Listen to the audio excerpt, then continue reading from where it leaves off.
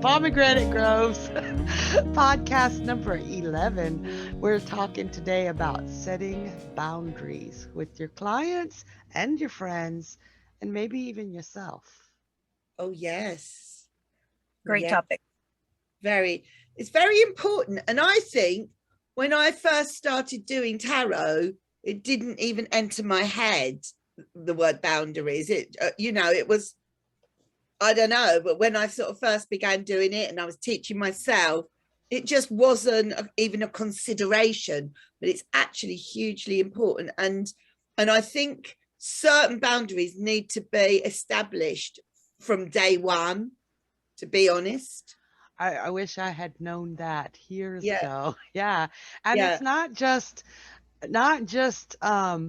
boundaries about what types of readings you will do. You can have boundaries about what types of readings you will do, what times you'll read. A big issue right there. And even who you'll read for. yes, yeah, definitely. And I think what you said, Sharon, about setting your own boundaries is massive, because I say yes to things. I'm a little bit like that in life. I say yes to things. And then afterwards, I thought, I wish I hadn't said yes to this or whatever, and there's certain things that once you've said yes, there's no going back on it. So, yeah, Yeah. yeah. Mhm. There is a sort of certain power in saying no. And I used to also feel that being a yes person was being a positive person, and being a no person was being a negative person. And that's so ignorant and not necessarily true at all. What is it? You don't have to be a doormat to be nice. Yes. You really Absolutely. don't. Yeah. And Yeah. I had no boundaries. I had um things that I didn't like to read for. But for years, if somebody kept picking at me, but please, please, please, please read this. Like I know I've told you about the one with the girl asking about the pregnancy. And Yes. and Mhm. and I felt very, very uncomfortable reading for that. And I told her no for months. And then I broke my she just finally broke me and I did it. And I regretted that for the rest of ever Yeah. because of how it played out. Should I reiterate that? So if there's anybody here that hasn't heard it yet, just make it real simple. Yeah. Yeah. Yeah, Just simplify definitely. it. Yeah. She really, really wanted a baby, so she kept asking me to read the cards to see if that she would have a baby. And so the first when I finally broke down, she said, "Am I going to have a baby this year?" It was February. So I did the spread and it was like, "No, you're not going to have a baby this year." And she was like, "Wait, wait, maybe we just asked it wrong. Let's ask if I'm going to get pregnant this year." I said, "Okay." Did not want to do this reading and it came up yes. Mind you, this is February. 2 weeks later, she came, "Sharon, I am pregnant." And she was so excited. And all I could think was, ah, shit, it's February. 9 months. Do the math. Oh And I God. knew she wasn't going to have that baby. And I went through this terrible moral dilemma. Do I tell her and possibly cause a miscarriage? Do I not tell her and take away her ability to talk to the doctor?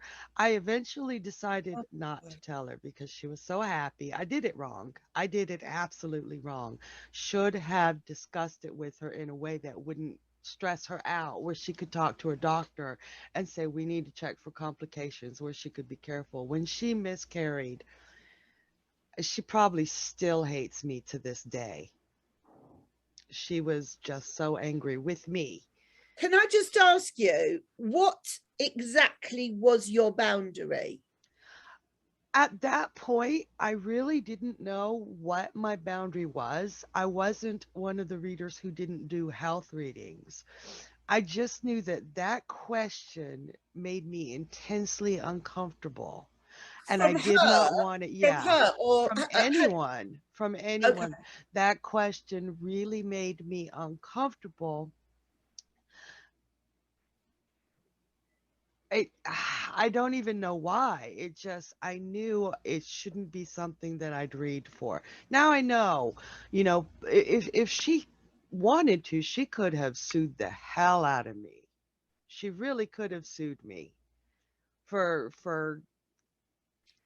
various reasons. You know how legal things are nowadays. You can sue anybody for anything, you know? And she probably would have won because I didn't tell her, hey, the math is wrong. I mean, that is obviously a very important consideration when you are setting your boundaries. Yeah. Think about what would the legal implication be wherever you're based if you were to get it wrong or if you were to be misunderstood, Yeah. So I mean, that is something to sort of consider, definitely. And if anything makes you uncomfortable, you do not have to do it. If I had kept saying no, she'd still be my friend. But because I did that reading, I lost my friend, which to me is a lot worse than legal implications. I, Right. I lost a friend. I mean, talking about friends, I know like when I first started to do the tarot, I had like friends that kept saying, can you do me a reading on this? Can you do me a reading on that? And then it kind of got to the point where I thought, you know something? This is my time. And also, it's like, I'm not prepared to do you a reading. And I'm not being a horrible person here, unless I feel that you're actually really taking in what I'm saying and willing to sort of act upon it. Because I haven't got time to kind of give you a 2 or even a 3 hour reading that you're going to kind of forget it all and take absolutely no notice of it whatsoever. Whereas somebody who's paid for a reading is, I think, more likely to sort of actually listen to the advice and take it on board, unless they feel the advice is absolutely ridiculous. And So that's again, that's another boundary thing with friends, isn't it? Like, Yeah, and that touches on two of my boundaries. I'll let you talk in a minute, Cassidy. I'm so sorry. No, it's all But one is making sure that the friends that are asking me for readings, that's not the only time they talk to me. If that's the only time they talk to me is when they want a reading, nah, I'm not okay with that. I respect myself. And the yeah, other is if somebody keeps coming back with the same question continuously, whether they're paying me or not, I'm going to cut it off at some point because they're not taking in the information I'm giving them or the yeah. advice. They're just coming back until they hear what they want to hear. And I don't like that. Yeah, absolutely. And setting a boundary makes you so much more comfortable as a reader, where you feel more in control of what you're doing, and what's being discussed. Pretty much when I start any reading, I have my little spiel where I say, like, this is confidential and yada yada, and these are the things I don't read for. And I set that right up front with the person. And typically, if it's a paid reading, it's on the booking site, so they know, hey, if I want a medical health reading, I'm not going to come to this reader who doesn't provide that service.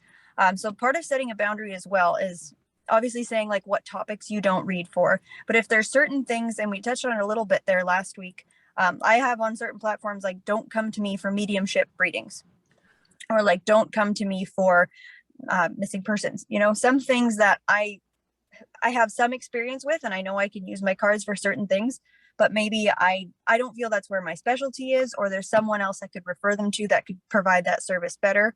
So setting boundaries is in topics, if you don't read for health or legal or whatever you're not reading for, as well as you said with time, right? Like, is it appropriate for clients to call you at 2 a.m.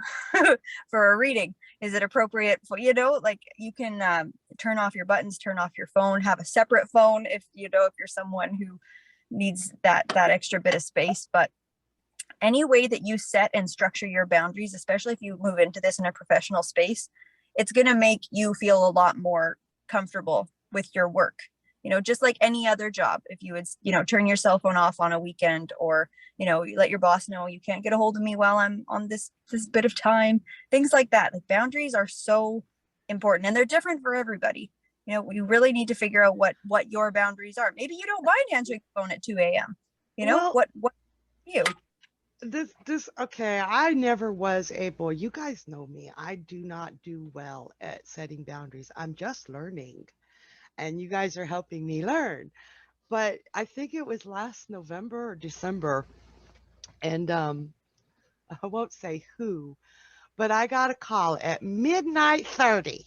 Okay, drug off his ass, family member. Can you do me a reading? I was like, of course, because I always feel like if someone reaches out to me, I have to read for them. And he said, okay, if you read for me, I will donate $100 to blah, blah, blah. And I don't know what happened to me. I don't know if I had just been pushed over my edge or whatever. I said, oh, why the hell can't you pay me? He said, I may have snapped. I did this wrong. This is when you don't set boundaries on time. He said, well, I don't ask you for nothing and you don't ask me for nothing. I said, you just asked me for a reading. My skill and my technique isn't good enough for you to pay me for. And he was like, surely you don't need the money that bad.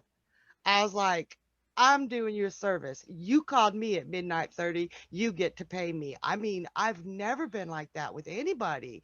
And he was like, okay. And he paid me. I was it's like, Right. Yeah.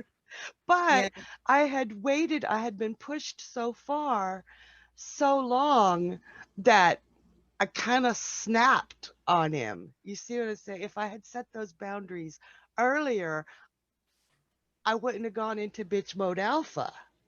It actually it is more comfortable for everybody if you do have your, I mean, assuming we're talking to people here that are either professional or going professional or whatever, but if you have your fees worked out, and then you also have your mates rates worked out, so it's kind of clear from the start. I mean, I'm not saying that you should charge your, you know, your sister or whatever, but know what your boundaries are so that you can actually say to the person, oh well, look, as you're a friend, I'm happy to do it for half price or whatever, so I would charge you this, you know, you have, is that okay? Because otherwise it's awkward. And I feel that as the reader, you should be the one that kind of takes charge rather than the person saying, oh, I'm willing to pay you this to do a reading. It's kind of like, well, these are my fees, but for you, I am more than happy to kind of discount it or whatever, you know, but just yeah, I think it is really, really important to kind of have that worked out. And if somebody truly needs a reading, I've had this happen where somebody comes to me, they really need a reading, and they just aren't in a position to pay me. I will do a barter system. You know, I do this for you, this service for you. You can do this service for me, type of thing. Um, yes, I still read for free. I I wouldn't. do. I I do. wouldn't. I mean, I'm not saying I wouldn't for a friend or a family member, but I would say there are people online who are practicing their tarot who'd be very happy to do this for you for free. I Yeah. wouldn't do that for a total stranger. No, no. Yeah. Would Mhm. you, Cassidy? A total stranger? Yeah. Uh, okay, no, for the most part. Like I still, yeah, I read for friends and family for free all the time. You know, it's fun and you get Yeah. really good feedback. You get good detailed follow-up feedback when you provide that service. So there's something else there. But if I've had people message me randomly on Facebook or message me randomly on Instagram and say, you know, I need a free reading or whatever. It's like, I feel like it's really invasive. What other service, what other person do you send a message to? And like, not even a hello, hi, how are you? For Yeah. this person, like disrespectful. They're disrespectful of like the time, the skill. Because you know, all of us here have spent lots of money and Exactly. years developing our skill and developing our craft. Yeah. You know, taking care of our cards, all the rest. Like there is a lot that goes into being prepared for a reading when we're at the level of this, right? Like, so I find it very disrespectful if someone just up and approaches me for a reading and I don't know who they are. So I have said to people like, you know, here's my booking link. Let me Yeah. know. I've even had Exactly. who are, they're not total strangers, but we're not close by any means. You Right. know, we've met a couple times who have sent me their questions, not even asked for a reading, but say Okay. something, oh, I'm looking at doing this thing. How is it going to turn out? and I'm like, hey, I'm available next week, here's my calendar, and then you never hear from them. And it's Right. like, that's really disrespectful. That's really disrespectful. I don't your place of work and ask for free services. Exactly. I mean, I remember I had a client who came to this house. I gave her a reading, and then she got home or whatever, and then she phoned me up and she said, oh, I've got an extra question. And I said, well, did you want to book another reading? Well, no, I thought I could just ask you the question. I went, no, sorry, it doesn't work like that. I'm still working on that. I'm still like way behind the curveball for saying no. I think I mean, I can actually honestly remember going to the spiritualist church, and this was early days of being a tarot reader, very, very early days, a long time ago. And I remember I was sitting there and I heard these women behind me talking to each other and actually saying, I can't believe these people. They weren't talking about me. They didn't know that I was charging for tarot. I can't believe these people who charge for their gifts. This is a gift. And it's like, Mandy, sorry. that's what I was taught. That you are not allowed to charge, or you are not allowed to ask for a specific amount. That if somebody wanted to cross your palm with silver, oh my God, frou shit, then they could. But you couldn't say, I charge this. And this is a skill. I should be paid for it. We should be paid for it. We've worked for this. Yes, it's a gift, but so is a talented surgeon. Or a singer. Or a singer. They get Or a paid. dancer. Oh my God. Is it, I mean, An actor. do you kind of absolutely kind of abandon any form of payment to anybody because they enjoy something and they're good at it, even though they're providing a service? It's ridiculous. And like you said, Cassidy, we have absolutely given up years and a fortune in what we've spent on courses and cards, God knows what, to become as good as we can at this. Mm-hmm. You know, we've really, really kind of invested into it. So yeah, I mean, we need to think of ourselves as professionals, because if you don't think of yourself as a professional, how do you expect somebody else to sort of take you seriously? Exactly. Exactly. And I remember this one woman, slightly different profession. She was a Reiki master, and she had made a post in a group I was in saying she, had done it professionally for years and just hadn't for a while. She was offering free sessions if anybody wanted one. And I messaged her. I said, I'd love to come and see you, but it's important to me to like bring you something. Like, what was your rate? Or like, do you want anything? And she was kind of back and forth, like, no, I just really want to do this. And I ended up bringing her some like homemade strawberry jam. I brought her a bunch of jars of jam. And it's like just a little bit of, hey, I really respect what you're doing here. And this is something, we took time, it's just some kind of exchange. It shows a bit of respect for the person and for what. And then the person you're reading for is more inclined, or if you're being read for, you're more inclined to listen because it has value. Definitely. Mm-hmm. I mean, I suppose I come at this a little bit like, after being years of being an entertainer, oh my God, you have no idea how many times people have asked me to come and entertain their thing for nothing. And it means you can hand out your business cards. It's like, oh yeah, I'm really going to give up my whole day, right? I'm going to load all my equipment into my car, drive for 2 hours to your thing, put all my makeup on, give it all I've got so I can hand out my business cards after the fact I've been doing this for like 20 years. I don't think so, love, right? It's like, I'm not being mean, but it does come back down to those boundaries. And I suppose I'm used to that sort of mindset. It's like, I know I'm providing something, that I've worked myself up to a professional level. So therefore it's only right that I get paid and respected for it. And even if you're not at a professional level, get some sort of value for what you do. Yes.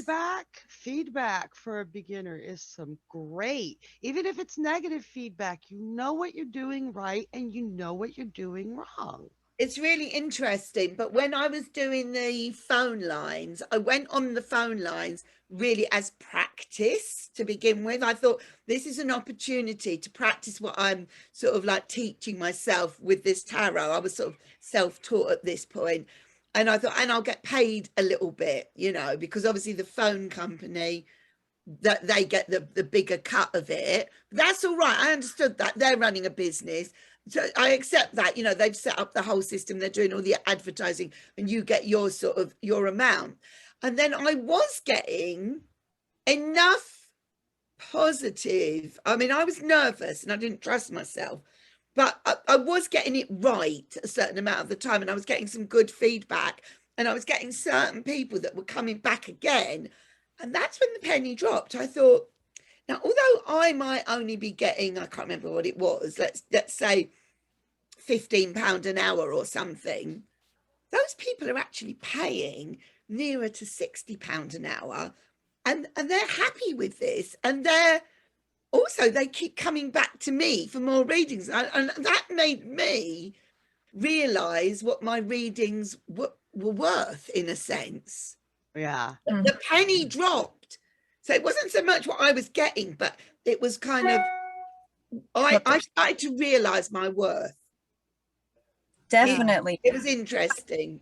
I have an interesting. Okay, so here's a flip side of the boundary token.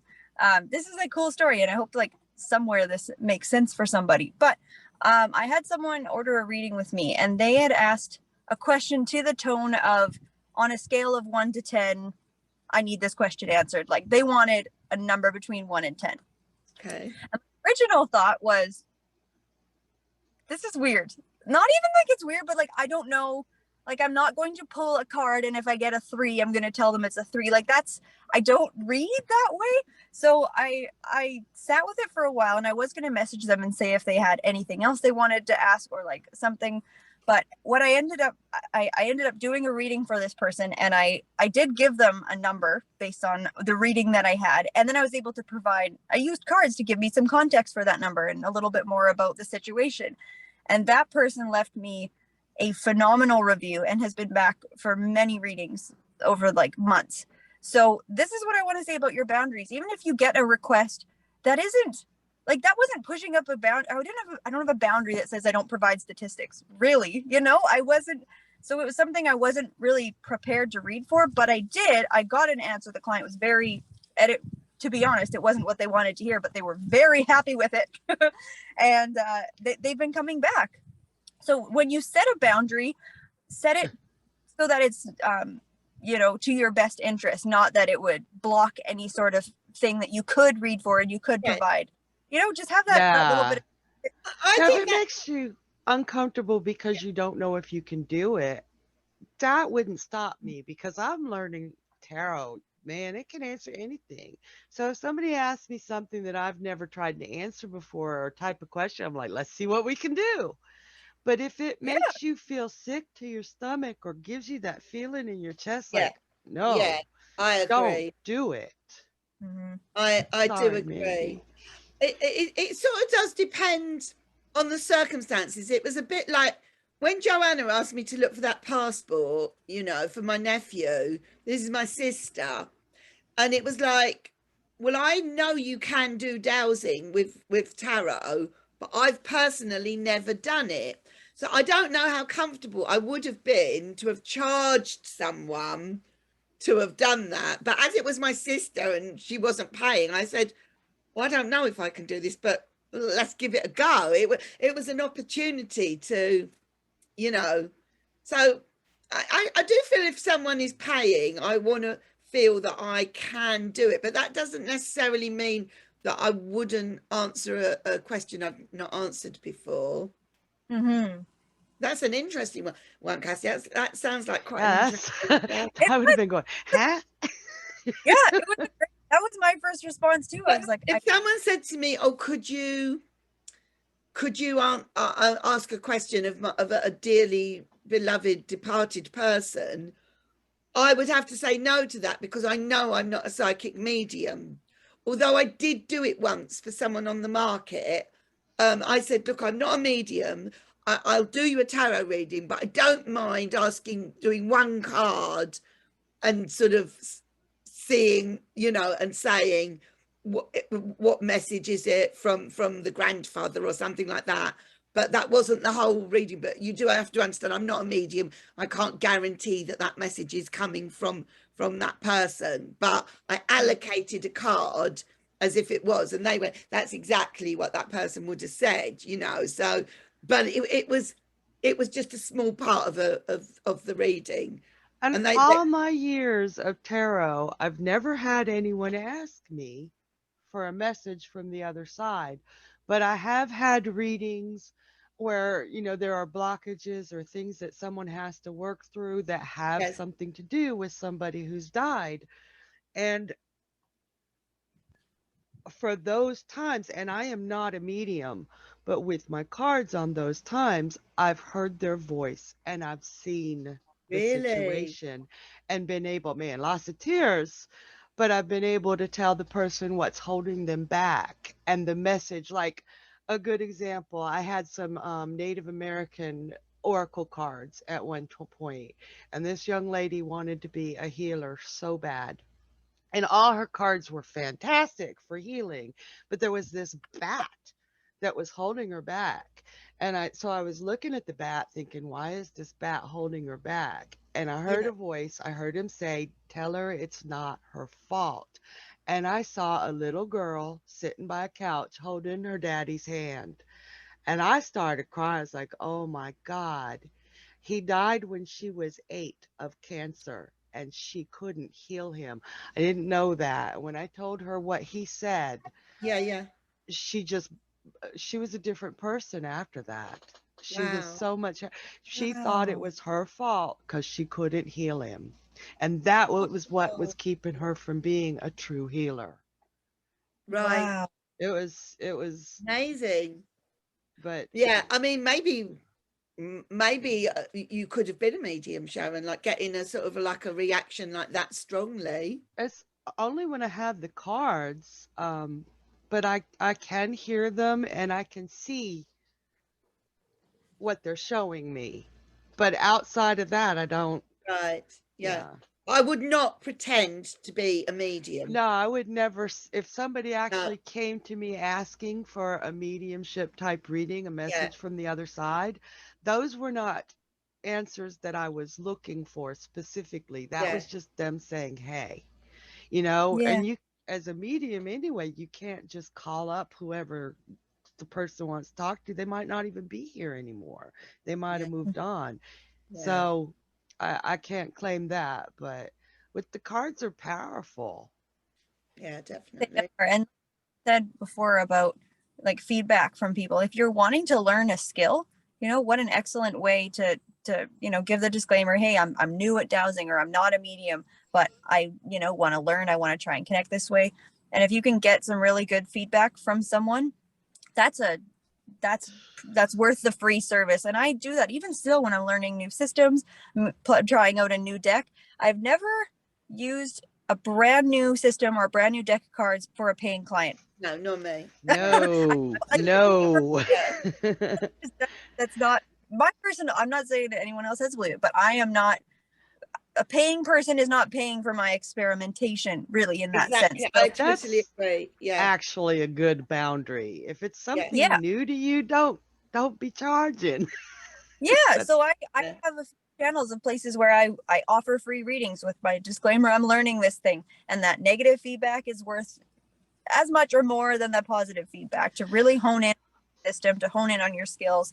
If you're learning tarot, if you're learning yeah. this as I a think craft, people need to understand that with things like tarot and all the mixed divination systems and the various decks and things like that, you can be a student of this for forever. There's always something new to sort of master and to kind of try out and to kind of blend with what you're doing.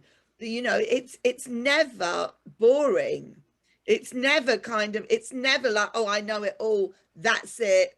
job done, and I just sit there and merrily repeat the same things over and over and over again every time one of those 78 cards come up.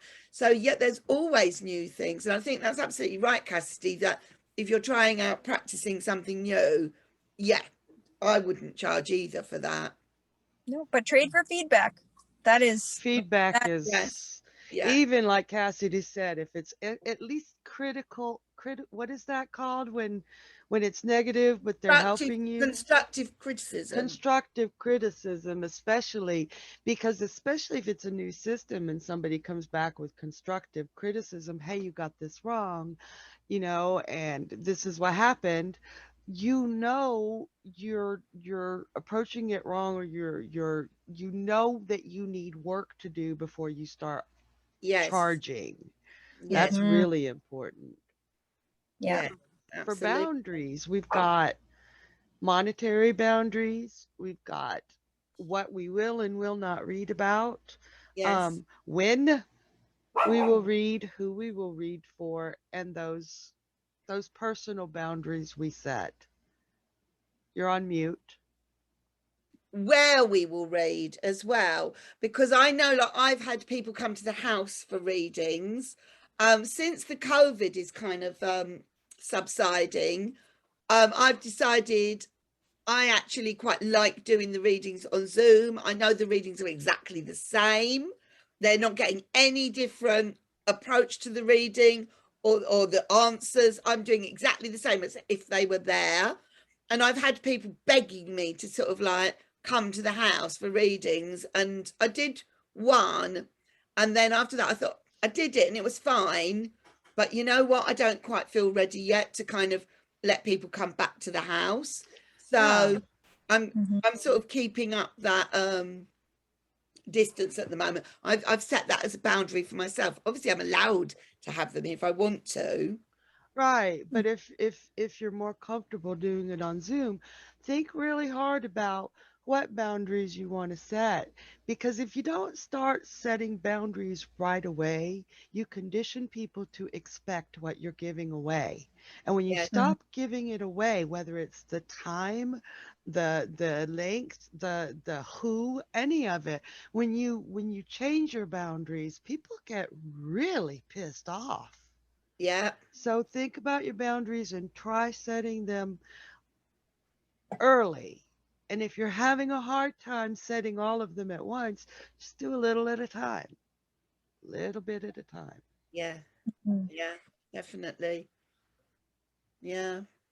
I Mhm. mean, I mean, I must admit, I didn't think anything of having people come to the house for readings, but actually, a lot of the readers I speak to, like yourselves, you don't have people come to your homes for the readings.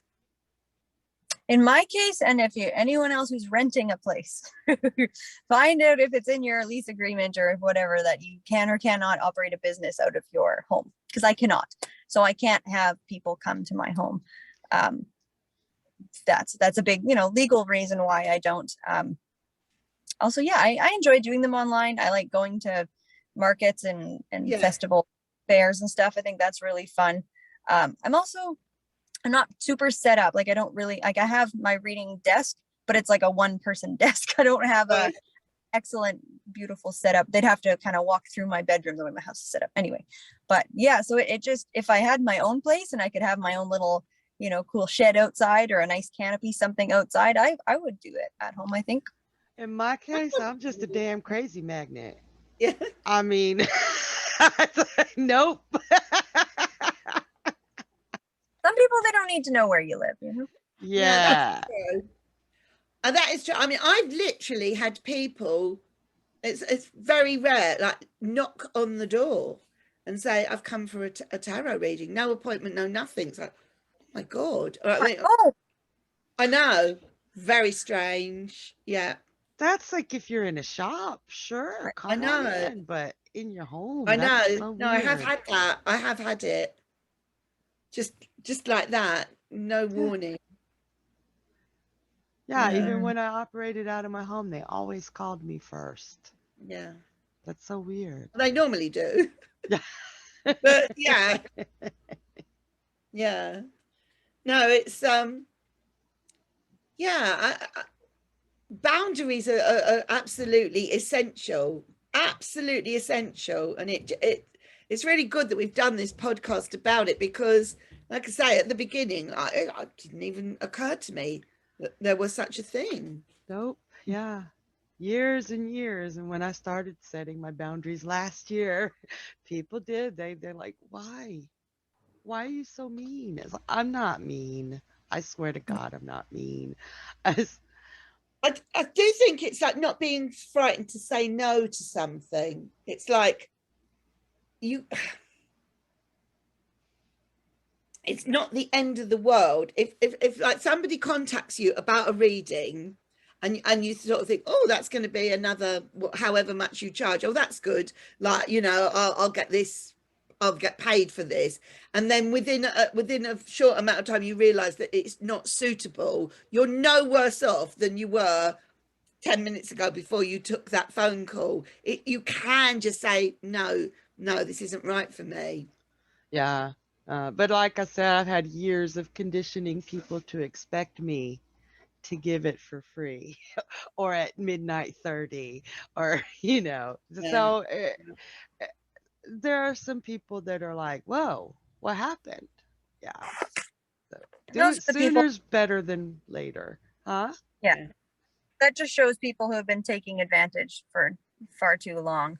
And then they try and make you feel bad for taking care of yourself. And it's like, wow, you garbage piece of person. But it definitely is one of those things that could be taken advantage of. Like, for, like I say, as an entertainer, it's just as bad. Oh, come along to our event and you can hand out your cards. No, it's kind of like there is just certain people just think, oh, they just like doing it, so they'll be happy to do it for nothing. And if they cross over, say they see someone online will do a 20-minute reading for $5, and then they, oh, will you do this? And it's like, go to that person. Yeah. Support their business. Maybe they that's what they're comfortable charging.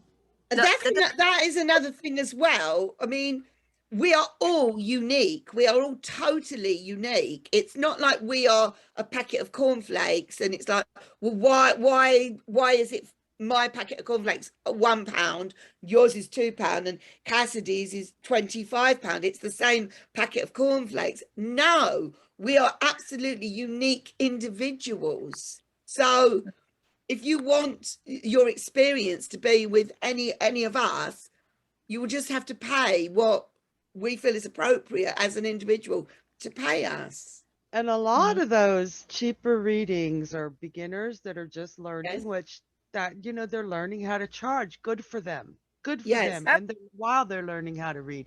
But there are several less expensive readings out there that are completely computerized. And computers do not have intuition. They're just going to spit out, keywords. Mm-hmm.